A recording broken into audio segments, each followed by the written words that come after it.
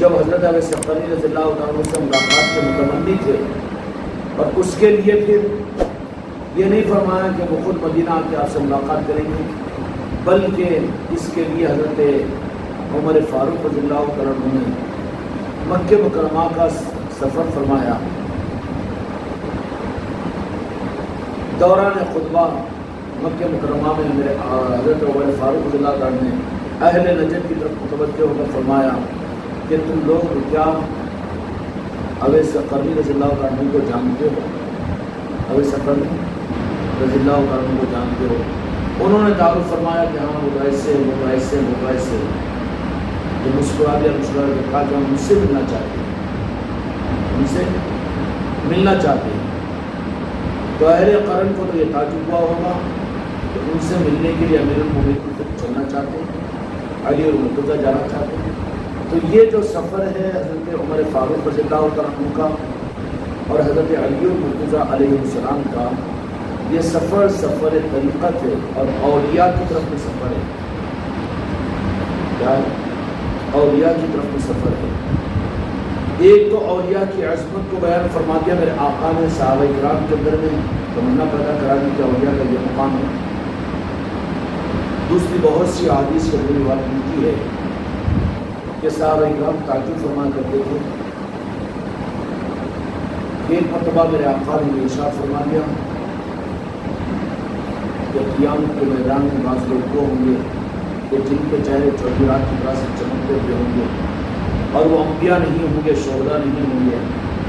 صحابہ کرام رضی اللہ عنہ نے پوچھا کہ یا رسول اللہ ان کی نشانی بتا دی، پہچانی؟ تو ان کی پہچان اور علامت کیا بتا دی کہ ان کی پہچان یہ ہوگی کہ وہ میری امت کے وہ لوگ ہوں گے کہ جن کی پہچان ذکر ہوگی، مختلف خاندانوں سے، مختلف علاقوں سے، ان کے آپس کی محبتیں، ان کا اجتماع، ان کا ملنا اور جلنا اللہ کی یاد اور ذکر کے لیے ہوگا۔ یہی تو ہے ذکر کا مقام خانقاہوں کا۔ خانقاہیں ہوتی کیا ہے؟ واض و نصیحت کے لیے صرف، یا پھر تقریر و تحریر کے لیے؟ خانقاہیں ہوتی ہے یاد الہی کے لیے۔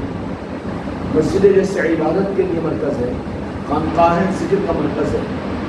اور خانقاہ وہ ہوتی ہے جو ذکر کرنے والے ذاکرین دور دراز کے علاقے کے لوگ نکل کر آتے ہیں، اللہ کے ذکر کی نسبت پر وہاں پر جمع ہوتے ہیں، اور ان کا مقصد صرف اللہ کی یاد ہوتی ہے۔ تو میرے آقا نے یہ ارشاد فرما دیا کہ ان کے قیامت کے میدان میں ان کے چہرے جواہرات کی طرح سے چمکتے ہوئے ہوں گے، انبیاء اور شہداء نہیں ہوں گے، بلکہ وہ لوگ ہوں گے جن کی علامت بیان کر دی آپ نے صحابہ کے پوچھنے پر یا رسول اللہ ان کی پہچان بتا دیجیے، کہا کہ ان کو پہچان لیں۔ تو اولیاء کی پہچان کیا بتا دی کہ اولیاء کی پہچان الفاظ کے مختصر کے اعتبار سے وہ ذاکرین ہوں گے۔ اور آگے ہی ارشاد فرما دوسری حدیث کے اندر اس کی تفصیلات ملتی ہے کہ لوگ قیامت کے میدان میں حساب و کتاب میں مشغول ہوں گے۔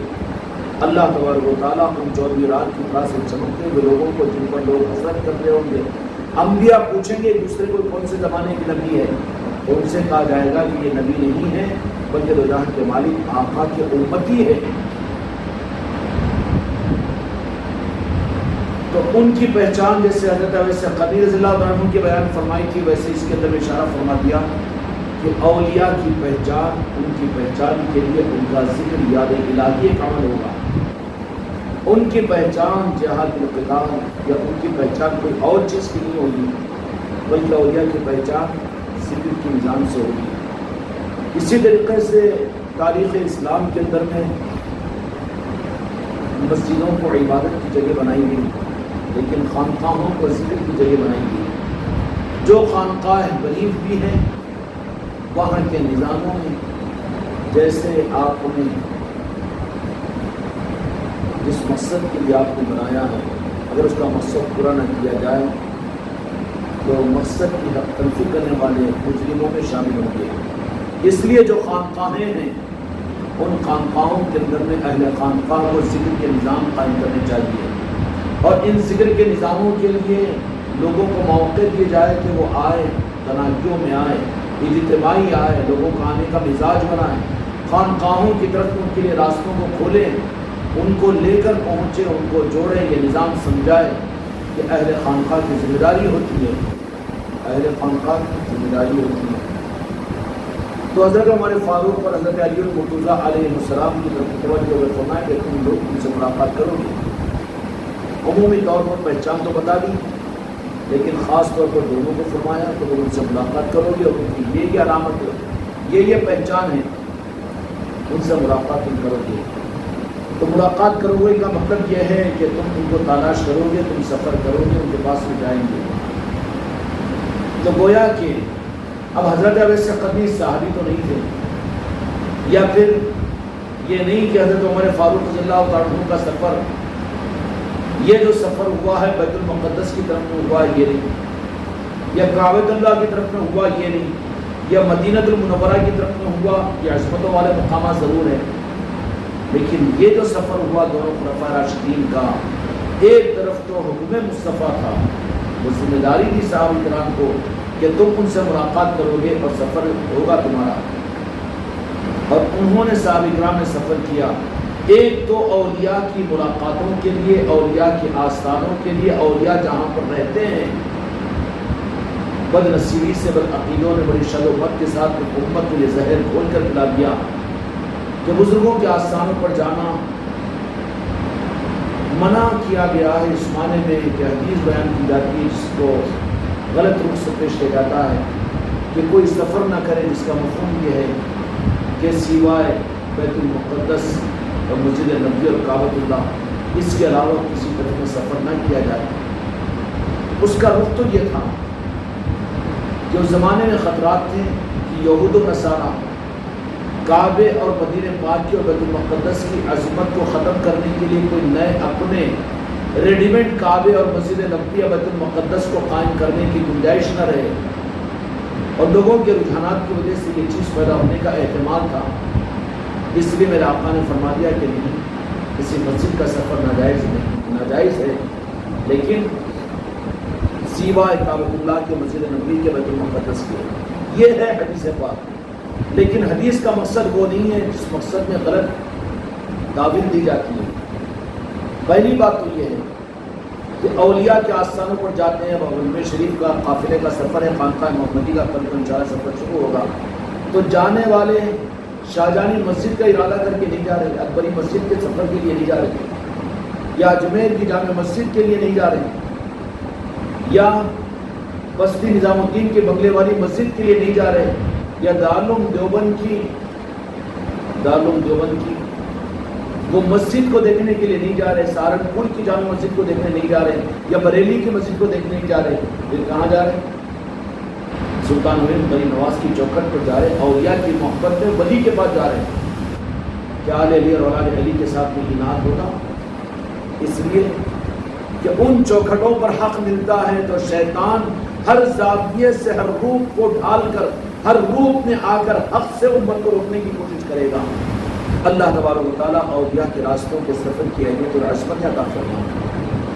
حضرت اویس قرنی رضی اللہ تعالیٰ عنہ کی طرف میں حکم فرمایا میرے آقا نے کہ ایک تو اس معنی کے اندر میں صحابہ کو میرے آقا نے حکم کیا کہ ملاقات تمہاری ہوگی، تم جاؤ گے، تو یہ سفر بھی تو حکم مصطفیٰ ہے، اور امت کے لیے اس معنی میں اس رخ کے اعتبار سے چونکہ حکم مصطفیٰ ہم کو تم کو نہیں ہے اولیاء کے پاس جانے کا، لیکن حکم تھا حضرت عمر فاروق اور مولا علی کو، تو اس معنی میں تو حکم مصطفیٰ، اور حکم مصطفیٰ امت کے لیے حدیث کی صورت میں سنت ہوتا ہے۔ کیا ہوتا ہے؟ حکم سنت میں، سنت اس کو کہتے ہیں کہ جو میرے آقا نے کہہ دیا کہ یہ کرو تو وہ بھی سنت قرار دی، اور آپ نے خود کر کے بتایا تو وہ سنت بھی قرار دی، اور جو کر کے اچھا پسند کیا آپ نے منع نہیں کیا تو وہ بھی سنت میں داخل ہے۔ تو حضرت اویس قرنی رضی اللہ عنہ کی طرف میں جانا، جائیں گے تمہاری ان سے ملاقات ہوگی، ان کی پہچان ہے، تو وہ اعتبار اس بات کا حکم تھا۔ تو اولیاء کی طرف میں جانا، اب لا رہے ہیں مسجد کے معاملے کو، مسجد کے معاملے میں یہ کیسا پیاس کو بیاج سمجھا جا رہا ہے، اور بے وقوف بن رہی ہے امت کہ پیاس کو بیاج ہو رہی ہے، کبھی بھی جی ہاؤ جی ہاؤ جی ہاؤ۔ بات کیا ہوئی؟ اندر ڈم ہو گیا، اندر گمراہیت آ گئی، اس کے لیے حق کو پہچاننا مشکل ہو گیا۔ ذرا کوئی تو پوچھے کیا مجمع شریف کو جا رہے سلطان الہند کے پاس، تو تم مسجد کو نہیں جا رہے؟ وہ جو تم حدیث کہہ رہے ہیں وہ حدیث تو مسجد کے بارے میں، وہ بھی ان 3 مسجدوں کی عظمتوں کو باقی رکھنے کے لیے کہ اس کا مقام کوئی دوسری مسجد کو نہ دے دیں۔ ہم مسجد میں نہیں جوڑتے نا، اور لوگ تو جوڑ لیتے نا، بنگلے والی مسجد کو جوڑ لیتے، مرکز میں جوڑ لیتے، اور فلاں مسجد میں جوڑ لیتے، فلاں مسجد میں، مسجد کے نام پر۔ لیکن ہم تو کہاں پر جوڑتے ہیں؟ خانقاہ محمدی میں جوڑتے ہیں کہ جہاں پر جوڑنا، جہاں پر جڑنا اور جہاں پر بلانا، میرے آقا نے ان کی علامتوں کو بیان فرمایا۔ یہ کیا فرما دیا کہ جہاں پر لوگ ذکر کے عنوان پر جمع ہوتے ہوں، ایک دوسرے کو بلاتے ہوں، ان کا اجتماع، ان کا جڑنا اللہ کی یاد کے لیے ہوتا ہے، تو وہ اتنے مقدس ہوتے ہیں کہ اس سرزمین کے اوپر آسمان والوں جیسے زمین والوں کو تارے نظر آتے ہیں، آسمان والوں کو وہ جگہ جہاں پر اللہ کے ذکر کے لوگ جڑتے ہیں وہ جگہ آسمان۔ اچھا اس میں کوئی کراہیت ہوتی تو پھر یہ نورانیت کا اعلان میرے آقا نہیں فرماتے نا؟ تو پھر سفر نہ کرو، تو جب مسجدوں کے لیے سفر صحیح نہیں ہے تو پھر سسرال کا سفر، تجارت کا سفر، سنگاپور کا سفر، پیرس کا سفر، اوٹی کا سفر، اس کو کوئی بولنے والا نہیں ہے۔ یا بچوں کی شادیوں کے لیے خریدی کے واسطے حیدرآباد کا سفر، یہ سفر سب جائز ہے بھائی، حدیث ہے، حدیث کے مطابق وہی معنی سمجھو اور سمجھاؤ نا جو حق ہے۔ وہاں پر حکومت اس کی علت اور وجہ یہ تھی کہ 3 مسجدوں کی عظمتوں کو کم کرنے کے لیے یہود و نصارہ ایسے لوگوں کو استعمال کر کے مکے کو جانے کی کیا ضرورت ہے، مکے جیسا کعبۃ اللہ ابراہ بنانے کی کوشش کیا تھا، اس کے بعد میں بھی لوگ اس کے تقدس کو ختم کرنے کے لیے جعلی کعبہ بنانے کی کوشش کی ہے۔ ایسے ہی مدینہ منورہ کا کہ وہاں پر بجا رہے ہیں نا، ٹھیک ہے وہاں پر نہیں، اس کے بجائے مدینہ منورہ کا تصور یہاں کر کے یہیں پر آ جاؤ، اس سے اچھا ظاہری مدینہ منورہ بنا دیں گے، یہ احتمال تھا، اس لیے میرے آقا نے وہاں پر روک دیا۔ لیکن روکا مسجد سے، الفاظ مسجد کے ہیں، لیکن میرے پیارے بھائی مولوی اور مفتی یہ تو بتا اس کے اندر میں قبرستان کہاں ہے؟ قبرستان کہاں؟ قبرستان کو تو جانے کا حکم دیا، عام مسلمانوں کے قبرستانوں میں بھی جانے کا حکم مسلمانوں کو دیا، اور میرے آقا بھی اہتمام آستانوں کے اوپر اور قبروں کے اوپر گئے تھے، لیکن جانے کی نوعیت یہ تھی کہ آپ کا جانا امت کو فیض پہنچانے کے لیے تھا، صحابہ کا جانا فیض پہنچانے کے لیے تھا، اولیاء کا جانا فیض پہنچانے کے لیے ہوتا ہے قبرستان والوں کے لیے، لیکن ان کے پاس میں جو دینے والے نہیں ہیں تو لینے کے لیے بھی جا سکتے ہیں، لینے کے لیے بھی تو جا سکتے ہیں، لینے کے لیے بھی جا سکتے ہیں، تو روکا ہی نہیں قبرستانوں سے، بلکہ حکم دیا میرے آقا نے، اور حکم نہیں دیا عملی طور پر کہ قبرستانوں کو جایا کرو، جانے سے تمہارا فائدہ یہ ہوگا کہ دنیا کی بے ثباتی اور موت کی یاد تازہ ہوگی، احادیث کے اندر میرے آقا نے فرما دیا۔ تو اب یہاں پر تو حکم دیا قبرستانوں کو جانے کا، اور لا کر یہ مسجدوں کی عظمتوں کے باہر، مسجدوں کی عظمتوں کو باقی رکھنے کے لیے جس عمل سے مسجدوں کے تقدس کو کم نہ کرے دشمن، اس سے روکا، تو یہ تو ایسے ہی ہو گیا نا بھئی، کرونا تھا، ماسک اس وقت میں تھا، ٹھیک ہے، امام حرم بھی ماسک لگائے تھے، مگر اب یہ ڈیٹ ہو گیا، ماسک ختم ہو گیا، اب پھر بھی انہیں ماسک لگا کے رہ رہا ہے، تو کیا بولیں گے؟ جب نہیں لگا رہے تو جرمانہ تھا، واجبی تھا، اب نہیں ہے، حکومت کی اعلان کر چکی ہے کہ کوئی خطرہ نہیں ہے، ماسک کی ضرورت نہیں ہے، اب پھر کوئی اگر پولیس ڈپارٹمنٹ کا اگر ماسک لگانے پر اصرار کرے تو لگانے والا مجرم بن جائے گا، لگانے کا اصرار کرنے کا حکم دینا، بھئی بین الاقوامی سطح میں حکومت نے ماسک کو لازم قرار نہیں دیا، کیوں لگوانے لگا رہے؟ نہیں لگانا تھا، جب لگائے تھے نا، جب لگائے تھے وقت تھا، لیکن اب ماسک کا لگانا جرم ہو جائے گا، اب کیونکہ ضرورت نہیں ہے، تو ماسک تو اس وقت میں لگایا تھا کہ سفر نہ کرے کوئی 3 مسجدوں کے علاوہ، کیونکہ خطرات تھے اس وقت میں، مدینہ جیسا کوئی مدینہ بنا لے، کعبہ جیسا کعبہ کوئی بنا لے نہ بنا لے، بیت المقدس جیسا بیت المقدس، اس لیے میرے آقا نے فرما دیا تھا کہ کوئی سفر نہ کرے سوائے 3 مسجدوں کے علاوہ۔ باقی وہاں پر بھی تو قبرستانوں سے روکا نہیں، بلکہ آقا نے تو وہاں پر قبرستانوں کے معاملات کے اندر میں حکم فرمایا کہ تم عام قبرستانوں میں بھی جایا کرو، اور حکم نہیں فرمایا بلکہ بالاہتمام میرے آقا تشریف لے جاتے تھے اور صحابہ کرام کے ساتھ میں جایا کرتے تھے۔ چنانچہ شہدائے احدیین کے پاس میں بالاہتمام میرے آقا اہتمام کے ساتھ صحابہ کرام کے ساتھ میں تشریف لے جایا کرتے تھے، اور اس اہتمام کا یہ عالم تھا کہ دو جہاں کے مالک میرے آقا حضرت محمد مصطفیٰ صلی اللہ علیہ وسلم کے پردہ ہونے کے بعد احدیین کے جہاں پر اہل احد جو شہداء احد ہے جہاں پر وہ لوگ دفن ہیں ان کے آستانے ہیں، وہاں پر میرے آقا تو اہتمام کے ساتھ میں جایا کرتے تھے اور صحابہ بھی جایا کرتے تھے۔ لیکن اس کے بعد میرے آقا کے پردہ فرمانے کے بعد کچھ حالات ایسے آئے کہ ہوتا ہے جیسے کرونا کی مجبوری تھی، کچھ بھی ہو گیا تھا، ہم بھی 2-2.5 سال کے لیے اجمیر شریف کی حاضری نہیں ہو سکتی تھی ہم سے، اب موقع مل گیا ہے، سارے کے سارے خوشی خوشی جا رہے ہیں۔ جانے والوں کو دیکھ کر تو خوش ہونا چاہیے، کم از کم وہ بھی خوشیوں میں حصے دار بنیں گے۔ جن کی پریشانیوں پر بنا رہا ہے اور جن کو ذرا یہ محسوس ہو رہا ہے وہ اپنی پہچان دے رہے ہیں کہ وہ سعید ہے کہ شقی ہے۔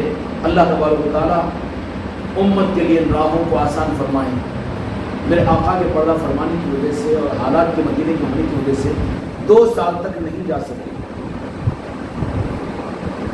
تو احدین کے شہداء نے بشارت میں آ کر کہا کہ کیا بات ہے کہ ہمارے پاس نہیں آ رہے؟ احادیث کی بات کر رہا ہوں میں۔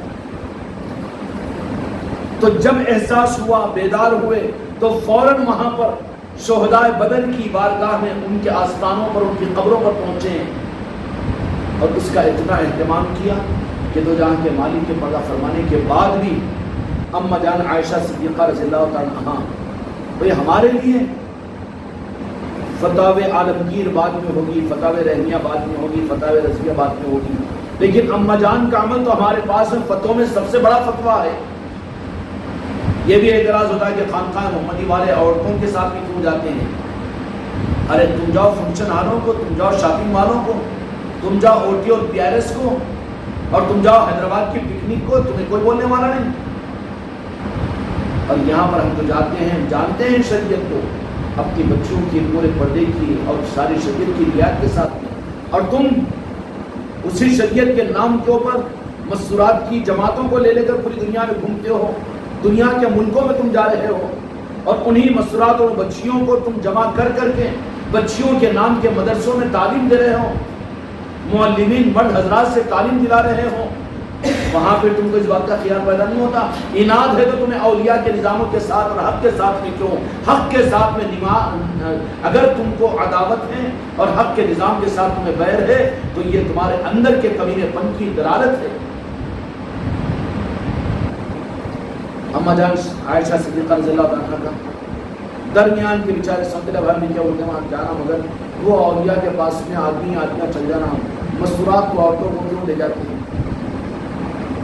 چھوٹے بھائی بڑے بھائی بھی پیدا ہوئے اس معاملے میں، جاؤ مگر آدمیاں جانا پڑے گا، عورتیں نہیں جانا، عورتیں نہیں جانا۔ کیوں؟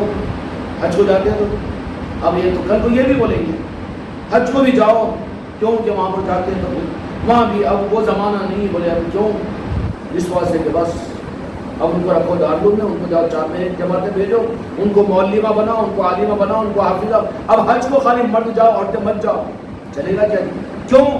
وہاں پر تو بڑی بے پردگی ہوتی ہے۔ بولے کیا ہے؟ وہ زمانہ فتنوں کا نہیں تھا، وہ فتنوں کا زمانہ اب فتنوں کا ہے۔ بولے جب خیر کا زمانہ تھا کیا کہ اب طواف کرتے وقت میں تو ایک غیر محرم کے ساتھ لگ بھی جاتے ہیں، وہ بھی ہو جاتا ہے نہیں، اور جہاز میں بیٹھ کے ایک ساتھ جانا پڑتا ہے، بولے ان کو دیکھتے ہیں، ان کو دیکھتے ہیں۔ ارے دیکھتے ہوئے تیری نظر خراب ہے تو دیکھتے رہتا ہے نا، اور ذرا جا کر دیکھ کعبۃ اللہ کے اندر میں کس کو کس کا ہوش رہتا ہے، مدینۃ المنورہ کے اندر میں کون کس کو دیکھنے کے چکر میں رہتا ہے۔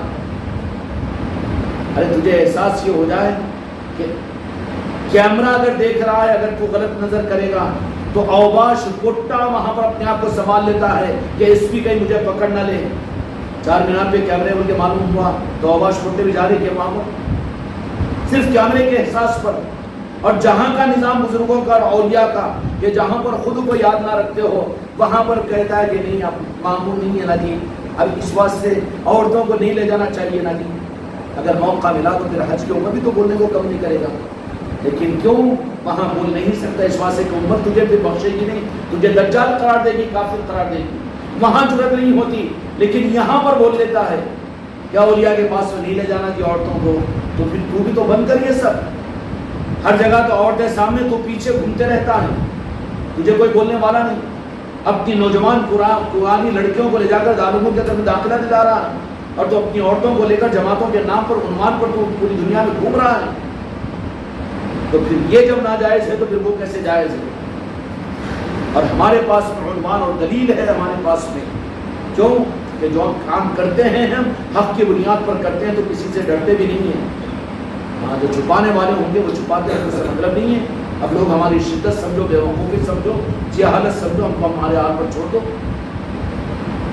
کہ اما جان عائشہ صدیقہ رضی اللہ تعالیٰ عنہا مکہ مکرمہ کے اندر میں آپ کے ایک بھائی تھے، ان کا انتقال مکہ مکرمہ میں ہوا، وہیں پر ان کی مزار تھی اور ان کی قبر تھی، تو بالاہتمام حضرت عائشہ صدیقہ رضی اللہ تعالیٰ عنہا کبھی اپنے بھانجے عبداللہ بن زبیر یا کوئی اور کسی کے ساتھ نہیں جاتے، اس طریقے سے مدینہ منورہ سے صرف قصد اور ارادہ کر کے مکے کو جاتی، تشریف لے جاتی، عمرے کو نہیں جاتی، اور مکے میں کعبۃ اللہ میں نمازہ پڑھنے کی نیت سے نہیں، وہ تو تھا ہوگا جاتی ہے، وہ اما جان ہے وہ، لیکن ارادہ جو ہوتا تھا وہ اپنے بھائی کی قبر کی زیارت کے لیے۔ حدیث کی کتابوں میں روایت موجود ہے، تو ناجائز ہے، ہمارے فتووں کو سنیں گے، اما جان رضی اللہ عنہا کے عمل کو دیکھیں گے، ہمارے لیے تو چیز ہے۔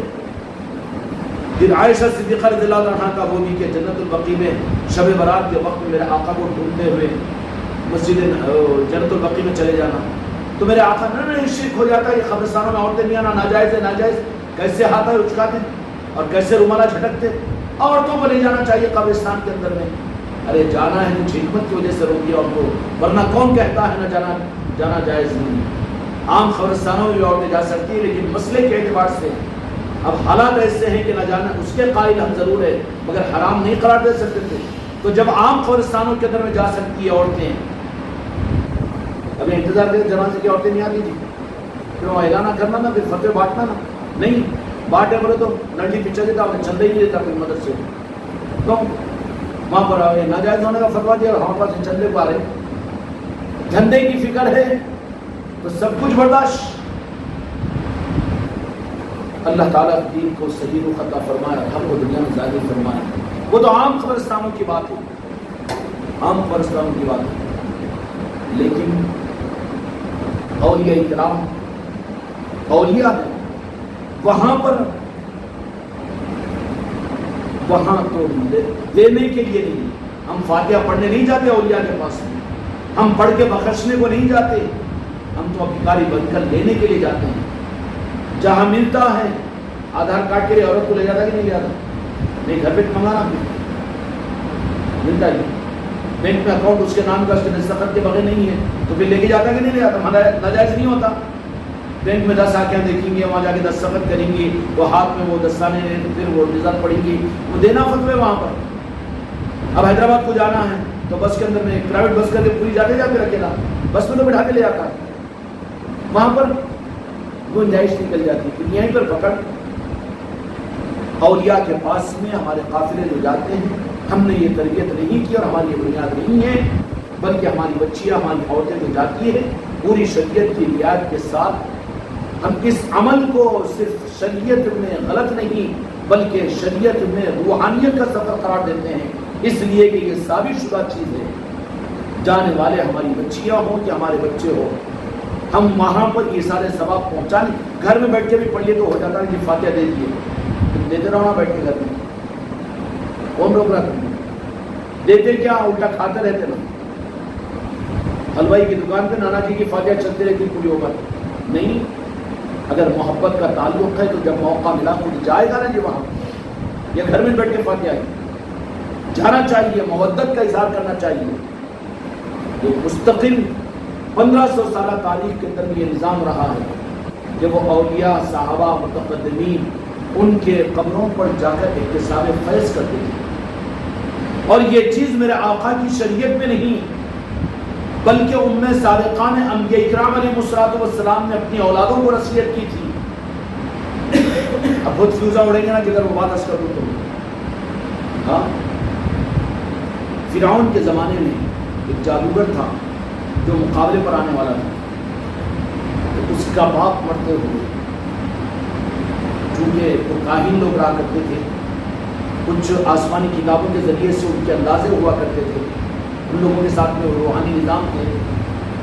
تو اس کی ماں نے کہا کہ بیٹا تیرا باپ مرتے ہوئے ایک وصیت کیا کہ تو جب بڑا ہوگا اس وقت اگر میں بھی نہ رہوں تو تیرے باپ نے مجھ سے ایک بات کہی تھی، وہ یہ ہے کہ تو آگے بڑھے گا تو وقت کا حکومت فرعون کی حکومت ہوگی.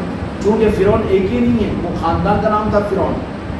یہ حکومت جو تھی تو اس وقت میں ایک نبی پیدا ہوئی اور وہ اس حکومت کے تختے کو پلٹیں گے. تو مقابلے کے لیے ان کے مقابلے پر تجھے بلایا جائے گا، تو وہاں پر فیل نہ ہو. تو اس نے کہا کہ میں اماں پہچان دے گی. تو دو ایک تو باپ پہچان بتا دی ہوگی کہ ایسا وقت اگر آ جائے، ایسا وقت آ جائے، بلا لیا جائے تجھے، تو تو اپنی باپ کی قبر پر جا کر مراقبہ کرنا. تفسیروں میں یہ واقعہ لکھا ہوا ہے، مراقبہ کرنا. اور تیرا باپ اس وقت بتا دے گا کہ تو وہ جو جس کا مقابلہ تو کر رہا ہے، جو فرعون تجھے جادوگر کہہ کر بلائے گا اس کے مقابلے کے لیے، وہ نبی ہوگا یا جادوگر ہوگا. اس کی پہچان اپنے باپ کے قبر پر مراقبہ کر کے اپنے باپ کی قبر پر چلے جانا. چنانچہ کہ وہ بالکل وقت گزرنے کے بعد بھی وہ جادوگر غالب سامری تھا یا کوئی اور تھا، جب بلایا گیا تو فوراً اس کو خیال آئی ماں کی وصیت. فوراً کہاں پہنچا وہ؟ اپنے باپ کی قبر پر پہنچا، جا کر بیٹھ گیا، مراقبہ کیا. یہ ان کی بات عرض کر رہا ہوں تو جو اس قوم کے لوگوں کو قبروں سے یہ فیض ان کو مل سکا ہو. آل رسول آل علی کی اولادوں کی قبروں پر اگر جائے، بزرگوں کے آستانوں پر جائے تو کیسا کرے. جو محروم کرتے ہو امت کو ظالموں، تمہاری تقریروں سے کیا ہوگا امت کا سدھار؟ تمہارے لٹریچر، تمہاری کتابوں سے کیا ہوگا؟ تمہارے بیانوں سے کیا ہوگا؟ تم تو دین کو کاٹ کاٹ کر ٹکڑے کر کر کے دکان چلاؤ گے، اپنی دنیا کماؤ گے. جوڑو امت کے ایک فرد کو اولیاء کے آستانوں سے تاکہ ان کو حق ملے. اگر امت اولیاء کے آستانوں چوکھٹوں سے نہیں جڑی، حق نہیں ملے گا انہیں. بھٹکتے رہیں گے ایک مسلک سے دوسری مسلک سے تیسری جماعت سے چوتھی جماعت. بچھو کے بچوں میں سے بچے نکلتے چلے جاتے ہیں. حق ہے تو پھر وہاں کہاں ہیں؟ سلسلے بدلے آج تک. مولا علی فتح پاک سے لے کر غوث و خواجہ سے لے کر وہی ہے آج تک کی دولت. اس میں تو کوئی نہیں ہوا نا ایسا. لیکن وہاں پر ہر صدی میں کتنے ایک ہی نام کے اوپر. اس لیے امت کو حق ملنے کے لیے اولیاء کی چوکھٹوں سے جوڑنا ضروری ہے. انسانیت کو حق ملنے کے لیے فیضان اولیاء اور قبروں سے اکتساب فیض کا نظام اب کا نہیں ہے، پرانا ہے. غالباً حضرت نوح علیہ السلام کی نسل میں تھا وہ شخص. اس نے وصیت کی تھی اپنے بیٹے کو، ماں کو بول دیا تھا کہ میرے بیٹے کو یہ وصیت کر دینا کہ ایک وقت آئے گا اس کو کہ بادشاہ اس کو بلائے گا، اور اس وقت میں جب وقت نازک ہو جائے تو اس وقت وہ میری قبر پر آ جانا، میں اس کو بتاؤں گا کہ وہ کون ہے. چنانچہ وہ گیا اور وہاں پر بیٹھا، مراقبہ کیا. تو اس باپ نے اس قبر کے اندر سے اپنے بیٹے کی وعدے کے مطابق یہ کہا کہ جب جائے تو جانے کے بعد میں وہ اپنے کرتبوں کو جب ڈالے گا وہاں پر تو پھر وہ اس کو ختم کرنے کے لیے اپنے عصا کو، اپنی لکڑی کو ڈال دے گا تو وہ اصطا بن کر سب کو کھا لے گا. پہچان بتا رہا ہے. تو اگر تو اس کا مقابلہ ہی اگر کرنا چاہتا ہے، فرعون کی کامیابی کو لینا چاہتا ہے، تو 10 کوشش کر، لیکن ان کے ہاتھ کے عصا کو تو چھین لینے کی کوشش کرنا، کیونکہ اصل اس میں طاقت اور پاور تو اس میں رہے گا. کہاں سے رہبری ہو رہی ہے؟ قبر سے رہبری ہو رہی ہے. ارے وہ تو امتیوں کا معاملہ تھا. فیضان آستانوں سے، قبروں سے فیض کا وہ نظام ام سابقہ کے اندر میں موجود تھا. کبھی تو جہاں کے مالک میرے آقا نے جن کو چوکھٹے حق کی بنائی ہو، اور راس ہندوستان والوں کے لیے مدینے سے اپنی چوکھٹ قرار دے کر نواز کر جس سلطان الہند کو اجمیر شریف میں بھیجا ہو، ان کی چوکھٹ کے فیضان کا ہم کیا اندازہ رکھ سکتے ہیں؟ اس لیے ہم نے جمعہ کے بیان میں یہ کہا تھا کہ بدنصیب ہے وہ مسلمان کہ ہر جگہ تو جانے کا ارادہ کرے لیکن اپنی زندگی میں سلطان الہند کی چوکھٹ پر جانے کا ارادہ بھی نہ کر سکا ہو۔ خوش قسمتی ہے کہ انشاءاللہ کل کو خانقاہ محمدی کا یہ قافلہ میں بچوں کے مستورات کے ساتھ انشاءاللہ روانہ ہوگا اور وہاں پر غریب نواز کی چوکھٹ پر سائلانہ فقیرانہ بن کر ہم حاضر ہو رہے ہیں۔ نہ ہماری کوئی دعائیں نہ ہماری کوئی تمنا ہے، بلکہ ہمیں زیبا نہیں دیتا کہ بڑے سخی کی دربار پر جا کر چھوٹا سوال کرے، اتنا نہیں ہونا، بلکہ میرے آقا نے حضرت عمر فاروق رضی اللہ عنہ کو حضرت مولا علی کو حکم دیا تھا تو سنت ثابت ہوا، اور صحابہ کرام نے اولیاء کی طرف میں سفر کیا تو یہ صحابہ کی بھی سنت ہے۔ اولیاء کی طرف میں جانا دو جہاں کے مالک کی سنت بھی ہے، اور اولیاء کی طرف میں جانا حکم مصطفیٰ پر صحابہ کی سنت، صحابہ میں بھی خلفائے راشدین کی سنت ہے، اور جو سنت کو خلفائے راشدین کی سنت کا بھی مقام مل جائے نور علی نور ہو جائے گی نا۔ اس لیے ہمارا اجمیر شریف کا سفر خانقاہ محمدی والوں کا اغراض کے لیے نہیں ہے، اغراض کے لیے نہیں ہے۔ ان کے سفر کامیاب ہو نہ ہو، خیرات مل جائے گی ان کو، اس کا انکار ہم نہیں کرتے وہ، لیکن ان لوگوں کو روکیے جو اغراض کے لیے نہیں روکنا چاہیے۔ کیوں؟ ان کے لیے دعا کیجیے کہ اللہ تعالیٰ ان کے لیے حق کا دروازہ کھولے، لیکن یہ قافلے کا معاملہ تو یہ ہے کہ یہاں پر تو صرف بھکاری بن کر جا رہے ہیں۔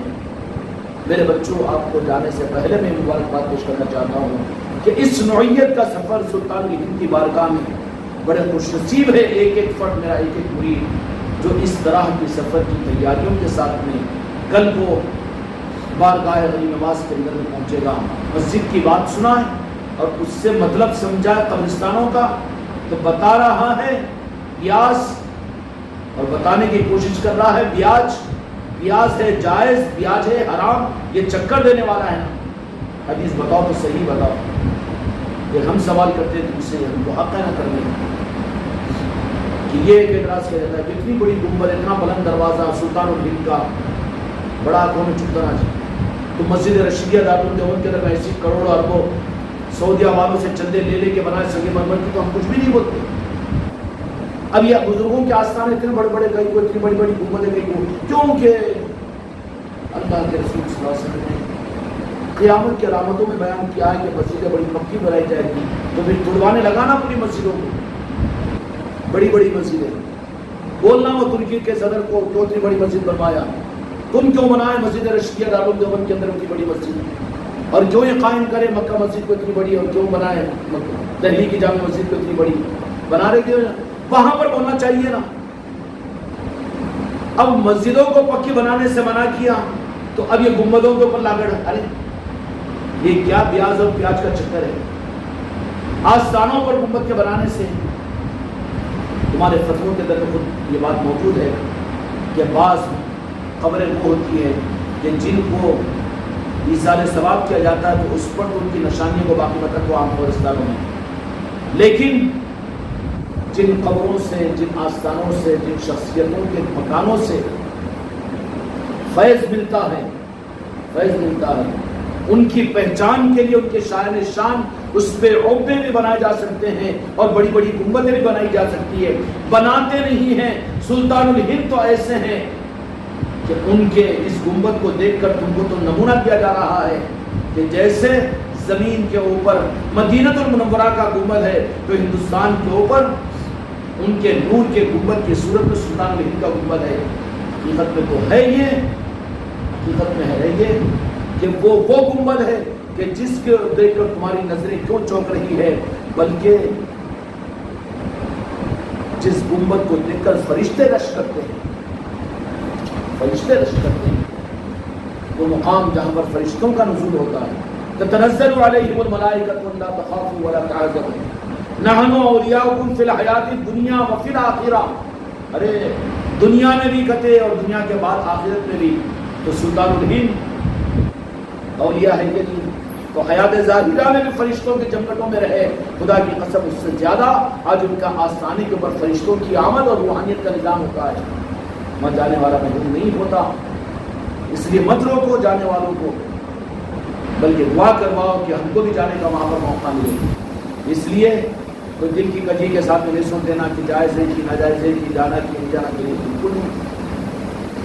ثابت کر دیا ہوں وہاں تو ممانعت کی گئی تھی مسجدوں کو پکی بنانے سے، لیکن مسجدیں تو بن رہی ہے پکی، اے سی عالیشان 10-10 منزلہ. وہاں کوئی ناجائز ہونے کا فتویٰ کوئی دارالعلوم نہیں دیتا، کوئی مدرسے والا کوئی مفتی نہیں دیتا. لیکن ادھر کا تو وہ ادھر کا تو چاپٹر ہی نہیں ہے کہ آستانوں کو اتنے مت بناؤ. تو بنایا جائے گا. اس کا سب سے بڑا ثبوت یہ ہے کہ مدینہ المنورہ گنبد خضرا ہے. غالباً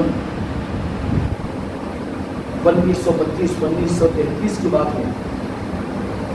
یہ بعض عربوں کو انہوں نے امریکہ والوں نے نشانہ بنا کر انہوں نے کہا کہ یہ گنبد خضرا کو نعوذ باللہ لا یعوذ باللہ جیسے اختیار میں رہا. تو 1921 میں جنت البقیع کے طرف بلڈوزر چلا کر انہوں نے، حالانکہ جنت البقیع کے اندر میں سید کائنات فاطمہ الزہرا رحمۃ اللہ علیہ کے مکان مبارک کے اوپر قبہ اور گنبد تھی، امام حسن علیہ السلام کے بھی مکان پر. اور ایسے ہی پنجتن پاک اور اہل طریقت کے اور مقدس صحابہ کرام کے قبریں خالی نہیں تھی، بلکہ اس پر گنبدیں بنی ہوئی تھی. لیکن پٹی پڑھائی ان لوگوں نے. میرے آقا کی مرضی ہے، رب العالمین کا نظام ہے. ان ظالموں نے ان مقدس مقامات کے اوپر ہنس رہے تھے یہود و نصارہ کہ کیسے ہیں یہ لوگ کہ اپنے آقاؤں کے گنبدوں پر قبروں کے اوپر انہوں نے بلڈوزر چلایا. مذاق اڑائی دنیا، کامیاب ہوئے. اس کے بعد میں پھر پٹی پڑھائی گئی کہ گنبد خضرا کو بنعوذ باللہ. تو روح کانپ گئی. اور اس خدمت کے لیے جو یہاں کے مالک ہے، بات مشہور ہے نا جی، پاسباں مل گئے کعبے کو صنم خانوں سے. اس زمانے کے اندر میں جب مسئلہ یہ آیا کہ گنبد خضرا کو بنعوذ باللہ مسمار کرنا چاہیے، تو عالم اسلام کے اندر میں احتجاج شروع کہ نہیں ہونا چاہیے. تو پھر پوری دنیا کے چنندہ عالموں کو اور اہل علم کو بلا کر فیس کرنے کی کوشش کی. اور اس وقت میں شاہ عبد العزیز کا زمانہ تھا. مدینہ مکہ مکرمہ کے اندر میں پورے اسلامی اسکالرز کو بلایا گیا اور وہاں پر یہ تجویز رکھی گئی. اس میں نمائندگی کے لیے ہندوستان سے دارالعلوم دیوبند کے علماء گئے تھے، جن سے جو کام لے لیں وہ تو مختار ہے میرے مصطفیٰ. جن سے جو کام لے لیں، جو کام لیا گیا اس کا بدلہ مل جائے گا.